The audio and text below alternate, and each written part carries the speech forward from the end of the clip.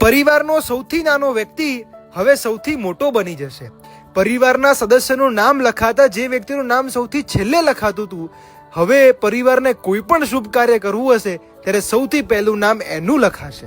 પહેલા હેનિસને કોઈ પણ કામ કરવું હતું ને તો સૌથી પહેલા બધાને પૂછીને કરતો, પણ હવે પરિવારને કોઈ કામ કરવું હશે ને તો એ એને પૂછીને કરશે અને પરિવાર આનંદથી પૂછશે, કારણ કે પરિવારનો સૌથી નાનો વ્યક્તિ હવે સૌથી મોટો બની જશે.